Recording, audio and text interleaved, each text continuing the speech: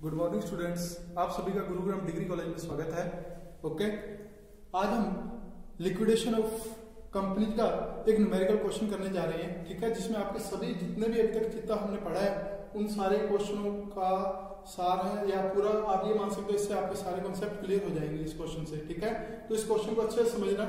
Okay, तो पहले हम क्वेश्चन देख लेते हैं। क्वेश्चन क्या है, देखो सबसे पहले कोई एबीसी लिमिटेड है, बैलेंस शीट दी हुई है उस कंपनी की। ठीक है, उसने बोला था बैलेंस शीट के अंदर बोला गया है कि 12% प्रेफरेंशियल है हमारे पास 10,000 @ 100 फुली पेड। मतलब कंपनी ने 12% वाले प्रेफरेंशियल इशू किए थे 10,100 रुपए वाले। ठीक है, मतलब कि हमने उनसे पूरे पैसे मंगवा लिए। फिर एक 5,000 इक्विटी शेयर है 100 रुपए वाले, हमने उनसे 60 रुपए ही कॉल किए थे और उन्होंने हमें 60 रुपए ही पे कर दिए हैं। अगले वाले में एक और 5,000 इक्विटी शेयर है 100 रुपए वाले, जिन्होंने 50 रुपए पर शेयर कॉल किए थे और 50 रुपए ही उन्होंने हमें दे दिए क्वेश्चन में। अब क्वेश्चन में P&L मतलब प्रॉफिट एंड लॉस दिए हुए, क्वेश्चन में आपको नेगेटिव बैलेंस दिया हुआ 3,72,000 मतलब 3,72,000 रुपीज। ठीक है, फिर आया सिक्योर्ड लोन। सिक्योर्ड लोन के अंदर हमने पढ़ा था debenture, outstanding interest of 1 year, मतलब जितना आप डिवेंचर का पेमेंट करोगे कितने का, 4 लाख रुपए का। इसके साथ साथ आपको 1 साल का आउटस्टैंडिंग का मतलब होता है बकाया। आउटस्टैंडिंग का मतलब क्या होता है, बकाया। ठीक है, मतलब आपको 4 लाख तो पे करने हैं डिवेंचर के, इसके साथ साथ आपको 1 साल का इंटरेस्ट भी पे करना पड़ेगा। ओके, फिर आया बैंक ओडी। बैंक ओडी का मतलब बैंक ओवरड्राफ्ट, हमने मतलब बैंक से पैसा ले रहे उधार 3,03,000 रुपए का। ओके, फिर है ट्रेड क्रेडिटर्स, कितने के, 7,42,000 रुपीज के। एक है प्रेफरेंशियल क्रेडिटर्स, कितने के, 1,05,000 रुपए के दिए हुए हैं। लैंड एंड बिल्डिंग, देखो जितनी भी हमारी एसेट है उनकी बुक वैल्यू, मतलब कि बैलेंस शीट में हमारे को ये डाटा दिया हुआ, जिस दिन हम मार्केट में बेचने जाएंगे उस दिन हमारे को इतने रुपए प्राप्त होंगे। ठीक है, फिर लिक्विडेटर का एक्सपेंस दिया हुआ है, कितने का, 54,000 रुपीज का। फिर आगे दिया हुआ है remuneration of liquidator 3% of realization, मतलब उसने जितना पैसा रियलाइज किया होगा, मतलब देखो जितनी एसेट हमने यही तो रियलाइज किया, 9,84,000 रुपीज, 1,63,000, 7,12,000 और 11,91,000 रुपए। इन सारों पे जो भी आपका टोटल बनेगा उसके ऊपर आपको 3% कमीशन दिया जाएगा। ओके, आगे देखो income tax payable on liquidation 44,500। अब देखो एक बात बताओ, जब मैं आपको पढ़ा रहा था तो मैंने आपको एक चीज समझाई थी प्रेफरेंशियल क्रेडिटर्स की। प्रेफरेंशियल क्रेडिटर का हमने सीखा था, इसके अंदर 2 चीज आती है, 1,05,000 का तो एक है ही, इसके अलावा एक इनकम टैक्स पेबल और भी है जो हमने लिक्विडेशन होते समय पे किया है, कितने का, वो 44,500 रुपए का। ओके, मतलब कि इसके अलावा मतलब 1,05,000 ये तो है ही, इसके अलावा और ये भी किसका पार्ट बन जाएगा, प्रेफरेंशियल क्रेडिटर्स का। ओके, फिर उसके बाद देखो क्या हुआ, preferential dividend is arrear of 2 years and paid, मतलब ये डिविडेंड, मतलब इन्होंने प्रेफरेंशियल इशू किए थे 10,000 प्रेफरेंशियल इशू किए थे 100 रुपए वाले, मतलब टोटल आगे कितने के हो गए, 10 लाख रुपए के। 10 लाख के ऊपर 12% 1 साल का डिविडेंड हुआ, तो कितने साल का पेंडिंग है हमारे पास, 2 साल का। और इन्होंने साफ साफ बोला है कि प्रेफरेंशियल डिविडेंड जो बकाया पड़ा है 2 साल का, उनको उन्होंने पेड भी किया है, और पेड हमेशा याद रखना इक्विटी शेयर वालों से पहले किया जाएगा। ओके, फिर उन्होंने कहा प्रिपेयर लिक्विडेटर अकाउंट। अब देखो सबसे पहले हमने लिक्विडेटर फाइनेंस स्टेटमेंट अकाउंट जब हमने सीखा था, तो हमने सबसे पहले सीखा था कि आपके पास आपको क्या लिखना है, टू बैलेंस बीडी। अब देखो बैलेंस बीडी के अंदर हमने कहीं बैलेंस बीडी के अंदर क्या था, या तो कैश था या फिर बैंक था। ठीक है, या तो कैश या बैंक, हमारे पास कुछ था क्या, नहीं, तो यहां पे आप लिंक कर दोगे। ठीक है, फिर उसके बाद देखो क्या हुआ, हमने कहा था टू एसेट रिलाई। अब कौन सी वाली asset rely, asset not specifically please, मतलब ऐसी संपत्तियां जो गिरवी नहीं रखी हुई।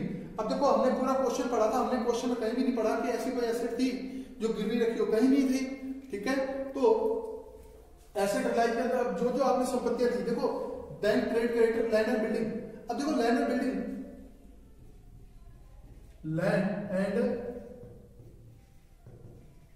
And building. अब देखो लैंड एंड बिल्डिंग बुक में तो हमारे को दिखा रही थी 3,86,000 रुपए, जबकि मार्केट में जिस दिन हम उसको बेचने गए तो हमारे को कितने रुपए प्राप्त हुए, 9,84,000 रुपीज। तो आप यहाँ पे कितना लिखोगे, 9,84,000 रुपीज। ओके, उसके बाद देखो क्या हुआ, एक प्लांट एंड मशीनरी भी है हमारे पास, तो आप यहाँ पे लिखोगे प्लांट एंड मशीनरी, कितने का, एक देखो 8,21,000 रुपये था, मिला कितना। अब हमारे को याद रखना लिक्विडेटर वही देखता है जो हमें वाकई में पैसा मिलने वाला है। कितना रुपए मिलेंगे? 1,63,000 रुपए। तो यहाँ पे लिख दोगे 1,63,000 रुपीज। ओके, फिर उसके बाद अगली स्टॉक है तो आप यहाँ पे स्टॉक लिख दोगे। कितने का स्टॉक आपके पास?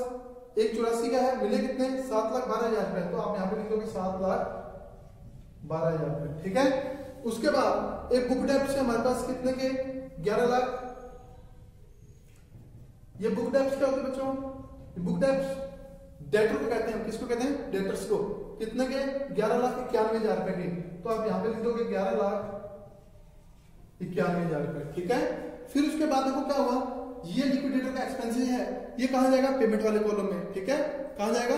पेमेंट वाले कॉलम में। मतलब यहाँ पे आप रिसीप्ट लिखोगे, जहां जहां से आपको पैसा मिला यहाँ पे अमाउंट लिखोगे। ठीक है, यहाँ पे आप लोगों ने जो जो पेमेंट किया, आपने मतलब जो लिक्विडेटर ने पेमेंट किया और जो आपको पैसा, ये अमाउंट आएगा। ठीक है, अब देखो ये सारी संपत्तियां होगी। उसके बाद हमने सीखा था सबसे पहले वो किसके खर्चे निकालेगा? लीगल खर्चे। कौन से खर्चे? लीगल, जो उसने लिक्विडेशन करते समय खर्चे किए थे। लिक्विडेटर के खर्चे कितने हुए थे? 54,000 रुपए। तो यहाँ पे आप लिखोगे बाय लिक्विडेटर एक्सपेंसेस, और इसी लिक्विडेटर एक्सपेंसेस को क्या कहते हैं? Legal expenses. ठीक है, कितने के? 54,000 रुपीज के। ठीक है, उसके बाद देखो क्या हुआ, रेम्युनरेशन दिया गया लिक्विडेटर को 3% ऑफ रियलाइजेशन। मतलब कि अब देखो ये पैसा उन्होंने रियलाइज किया था, ये और ये। तो आप यहां पे क्या लिखोगे? By liquidator remuneration. अब किसका मिल है? 3% ऑन। अब देखो टोटल, मेरे पास कैलकुलेटर है, आप लोग कैलकुलेटर का यूज कर सकते हैं। ठीक है, देखो लैंड बिल्डिंग पे हमारे को कितना मिला? 9,84,000 रुपए। 9,84,000 रुपए ये मिले, प्लस 1,63,000 रुपए ये मिले, प्लस 7,12,000 रुपए ये मिले। ठीक है बच्चों, उसके बाद 11,91,000 रुपए एक मिले हमें। तो टोटल जाके हमारे को 30,50,000 रुपए मिले। ओके, तो आप यहां पे लिखोगे 30,50,000 रुपए। ओके, अब 30,50,000 का 3% इंटू 3% तो आया 91,500। कितना आया? 91,500। ओके, जब आपने इसका टोटल किया तो टोटल करने में कितना हमें प्राप्त हुआ? 30,50,000 रुपए। अभी तक याद रखना, हमारे टोटल आके 30,50,000 हमारे पास पैसा अवेलेबल है लोगों को पेमेंट करने के लिए। लिक्विडेटर का देखो 54,000 रुपीज का ये पेमेंट किया, बाय लिक्विडेटर का रेम्युनरेशन का 91,500 ये पेमेंट किया। ठीक है, इसके बाद आप पेमेंट किसका करते हो? बाय सी, मतलब प्रेफरेंशियल क्रेडिटर्स। और आपको प्रेफरेंशियल क्रेडिटर कितने के दिए हुए क्वेश्चन में?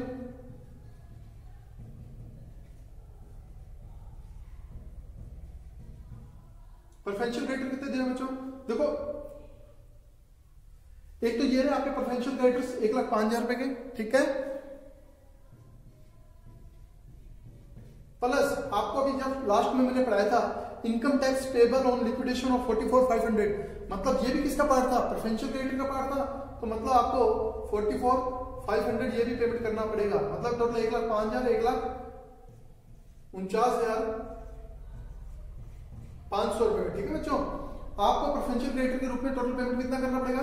ये किसी के 44,500, ये आपके इनकम टैक्स के। किसके बच्चों?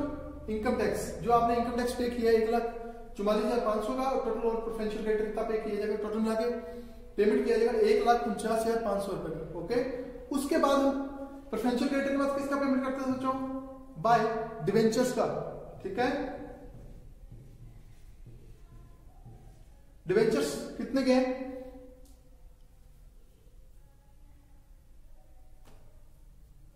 ये 15% डिवेंचर है, आउटस्टैंडिंग इंटरेस्ट है कितने का? 4 लाख रुपए का। तो आप पहले अंदर लिख लो 4 लाख रुपए ये।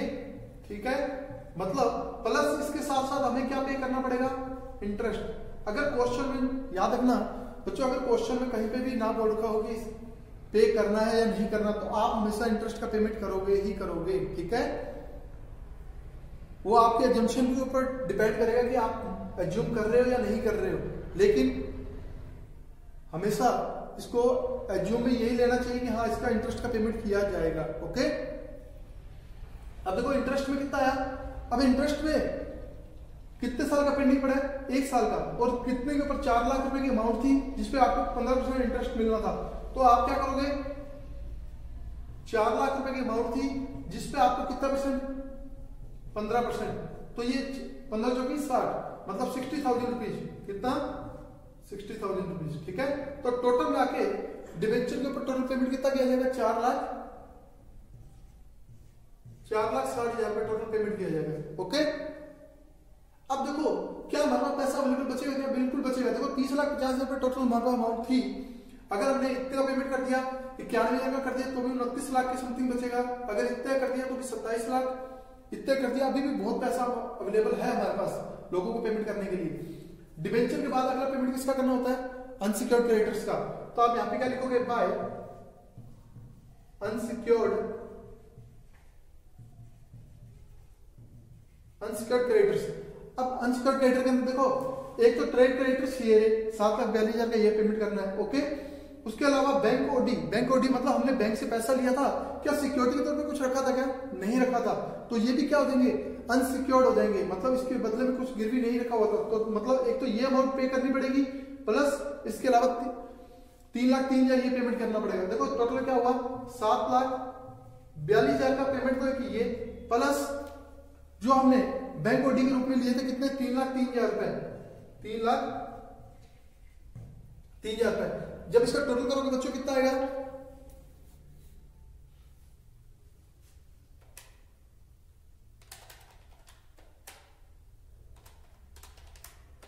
याद है 10,45,000 रुपए, कितना आ जाएगा, 10,45,000 रुपए। ओके, अब क्या हुआ,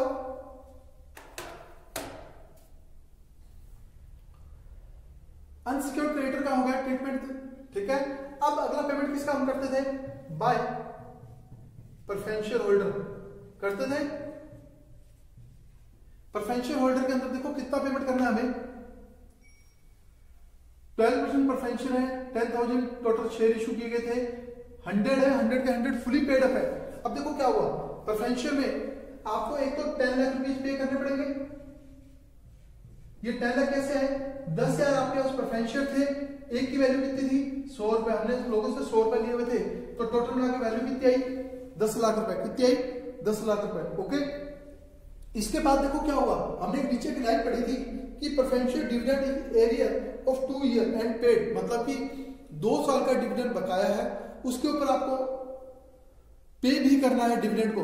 तो आप कैसे करोगे, प्लस इसमें क्या कर दोगे, ऐड कर दोगे क्या, डिविडेंड। अगर क्वेश्चन में ना बोला होता कि डिविडेंड पे करना है या नहीं करना, तो क्या करोगे, आपके एजम्पशन के ऊपर डिपेंड करेगा कि आप पे कर रहे हो या नहीं कर रहे, लेकिन जब तक क्वेश्चन में ना कहा जाए तब तक आप उसका पेमेंट ना करें डिविडेंड का। ओके, अब देखो डिविडेंड कैसे आएगा, टोटल वैल्यू कितनी थी, 10 लाख रुपीज। ठीक है, 10 लाख का कितना परसेंट, 12%, कितना 12%। ओके,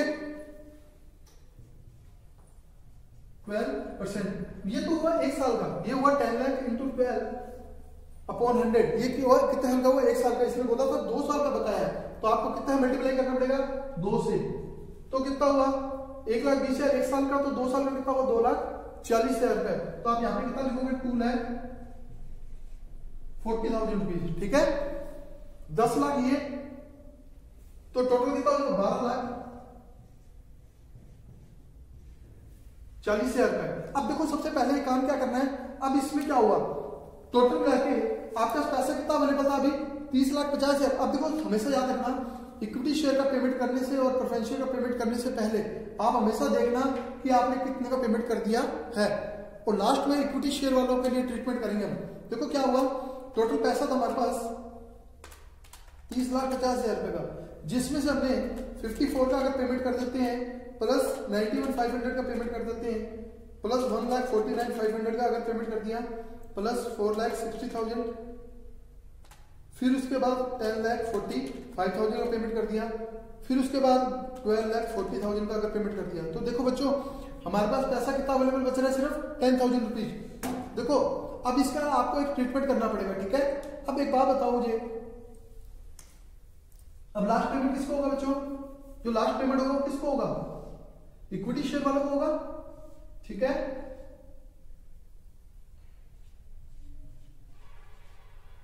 लास्ट पेमेंट किसको होना है? इक्विटी शेयर वालों को, by equity share holder, equity share holder, ठीक है। अब इक्विटी शेयर होल्डर जैसे आप दिखाओगे यहाँ पे, तो आपके पास पैसा अवेलेबल अभी अभी हमने निकाला है कि कितने रुपए बच रहे हैं, 10,000 रुपए बच रहे हैं। लेकिन क्या इक्विटी शेयर वालों को अगर पेमेंट किया जाए, देखो 5,000 ये थे, ठीक है, 60 रुपए के हिसाब से अगर देखें पेमेंट करना है तो कितना होगा? 3 लाख रुपए ये हो जाएंगे, ठीक है, और 2,50,000 रुपए ये हो जाएंगे। मतलब कि टोटल मिला के 5,50,000 का पेमेंट करना है, जबकि पैसा कितना अवेलेबल है? 10,000 रुपीज। तो कैसे ट्रीटमेंट किया जाए ताकि इन दोनों का फुल सेटलमेंट सही हो जाए, ताकि किसी के साथ भेदभाव ना हो किसी, ठीक है। वो कैसे करेंगे? देखो इसके लिए आपको एक नोट बनाते हैं, ठीक है। पहले आपने सरप्लस निकालना है कि आपके पास कितना अमाउंट सरप्लस है। वो सरप्लस हमेशा कैसे निकलेगा? जितनी भी आपके टोटल एसेट्स हैं, क्या है, जितनी भी आपके पास टोटल एसेट्स हैं वो लिखोगे, ठीक है। जितना भी आपका टोटल एसेट्स रिलाइज हुआ कितने का? 30,50,000 आपको रिलाइज हुए थे, ठीक है। उसमें से आपने टोटल मार के पेमेंट कितने कर दिया प्रेफरेंशियल होल्डर तक का, मतलब जिसमें ऑल एक्सपेंसेस घटा दोगे, ऑल एक्सपेंसेस मतलब ऑल जितने भी आपने पेमेंट किए हैं, ऑल जितने भी पेमेंट किए हैं, तो ये पेमेंट आपने टोटल किया 30,40,000 रुपए, ठीक है। तो आपके पास जो सरप्लस बचेगा वो कितना आ जाएगा? 10,000 रुपीज का। कितने का आएगा? अब ये 30,40,000 समझ में आ गया ना। आपको इस साइड का टोटल करना है, मतलब 54, 91, 140, इतना इतना इतना, और सारा करोगे तो 30,40,000 का आएगा। पैसा अवेलेबल है हमारे पास कितना? 10,000 रुपीज। अब देखो दूसरी चीज आपको क्या करनी है, इसके अंदर आपको वर्किंग नोट नंबर 2 सरप्लस तो निकालना ही निकालना है, इसके अलावा आपको डेफिशिएंसी निकालनी है। क्या निकालनी है? डेफिशिएंसी। टोटल आपकी जो भी डेफिशिएंसी आएगी, क्या आएगी बच्चों? Total deficiency. टोटल डेफिशिएंसी का मतलब क्या है कि आप लोगों को अभी कितना पेमेंट करना बकाया है। देखो 5,000 इक्विटी शेयर वालों को 60 रुपए पे करने हैं, ठीक है, और 5,000 इक्विटी शेयर वालों को कितने रुपए पे करने हैं? 50 रुपीज के हिसाब से। देखो दो प्रकार के इक्विटी शेयर थे आपके पास, एक 5,000 वाले थे, ठीक है, एक 5,000 वाले थे जिसके ऊपर अभी कितने रुपए पे करने? 60 रुपए। एक 5,000 वाले इक्विटी शेयर थे जिसपे हमें पे करने कितने? 50 रुपए। तो कितना आ जाएगा? ये आपका 3 लाख रुपए आ जाएगा, और ये आपका 2,50,000 रुपए, ठीक है। टोटल मिलाके अभी भी हमें करें तो कितना आएगा? 5,50,000 रुपए, ठीक है। अब मतलब अगर हम देखें तो हमारे पास टोटल डेफिशिएंसी नहीं है, ये भी है। अभी सिर्फ हमारे को इतना पता लगा इक्विटी शेयर वालों को कितना पेमेंट करना है, 5,50,000 का पेमेंट करना है, जिसमें से अभी हमारे पास बकाया कितना सरप्लस था? 10,000 का सरप्लस था। तो सबसे पहले ये आप इसके अंदर माइनस कर दो, सरप्लस कितने का? 10,000 रुपीज का, ठीक है। हमेशा यही प्रोसीजर, देखो बुक के अंदर बहुत कुछ मेथड दिए होंगे, लेकिन अगर इसी फॉर्मेट को फॉलो करोगे आप लोग तो क्वेश्चन कितना मर्जी टफ आ जाए, आपका आंसर बहुत इजीली तरीके से आ जाएगा, ठीक है। कितना हो जाएगा? 5,40,000 रुपए। कितना है बच्चों? 5,40,000 रुपए। और ये 5 लाख ये क्या है? ये आपकी टोटल डेफिशिएंसी आई बच्चों। क्या आई? टोटल डेफिशिएंसी आई। मतलब कंपनी के पास कितना पैसा कम पड़ गया था जिसकी वजह से कंपनी लिक्विडेशन में चलेगी, वो पैसा है 5,40,000 रुपए। कितना है? 5,40,000 रुपए। अब क्या हुआ? आपको टोटल डेफिशिएंसी सबसे पहले निकालनी है, उसके बाद क्या करना है? Next procedure. अब देखो आपको किस बंदे से कितना पैसा या तो लेना है या फिर देना है, कोर्स आप कैसे कैसे करवाओगे। देखो जो भी टोटल डेफिशिएंसी आएगी, याद रखना, एक फॉर्मूला याद रख लो, जो भी आपकी टोटल डेफिशिएंसी आएगी इसमें नंबर ऑफ इक्विटी शेयर, ठीक है, नंबर ऑफ इक्विटी शेयर या फिर नंबर ऑफ इक्विटी शेयर या फिर वैल्यू ऑफ इक्विटी शेयर। ठीक है, देखो नंबर ऑफ इक्विटी शेयर वहां पे लगाना जहां पर उनकी फेस वैल्यू जबकि सबकी सेम हो जाए। ठीक है बच्चों, आपको नंबर ऑफ इक्विटी शेयर वहां लगाना है जहां पर आपकी फेस वैल्यू सेम हो। फेस वैल्यू का मतलब होता है कि जितने की, जैसे 5000 शेयर थे 100 रुपए वाले, 5000 शेयर थे 100 रुपए वाले। ठीक है, तो दोनों की फेस वैल्यू क्या हुई, सेम हुई। तब तो आपको हमेशा लगाना है नंबर ऑफ इक्विटी शेयर, मतलब टोटल मिला के total number of equity share. यहां पर लिख दो total number of equity share. Okay, और वैल्यू ऑफ इक्विटी शेयर का मतलब क्या हुआ कि जब यहाँ पे एक की शेयर की वैल्यू हो 100 रुपए, एक की वैल्यू हो 50 रुपए, तो दोनों की वैल्यू अलग अलग होगी ना। तो अब आपको हमेशा याद रखना क्या लगाना होगा, 5000 शेयर है 100 रुपए वाले, 5000 की होगी आपकी, इनकी वैल्यू निकलेगी, जो भी वैल्यू निकलेगी उनका डिवाइडेशन दोगे तो आपको एक परसेंटेज मल्टीप्लाई कर दोगे 100, तो इससे हमारे एक परसेंटेज पता लग जाएगा कि पर पर्सन से कितना पैसा मंगवाना है। ठीक है, अब क्या हुआ, 54 रुपए अब आप आपके पास आ गए। ठीक है, 54 रुपए आने के बाद क्या करना है कि ये बता रहा है कि कितना शेयर होल्डर को पैसा देना है, मतलब कि 54 रुपए हर एक शेयर होल्डर को देने हैं। तो यहाँ पे एक शेयर होल्डर ऐसे थे जिन्होंने 60 रुपए पे किए हुए थे, तो अब क्या किया जाएगा, जिस शेयर होल्डर ने 60 रुपए पे किए हुए, मतलब कि 54 रुपए से ज्यादा पे किए हुए, यानी कि 60 रुपए, मतलब कि 6 रुपए एक्स्ट्रा हुए ना, तो मतलब 6 रुपए इसको पेमेंट किया जाएगा।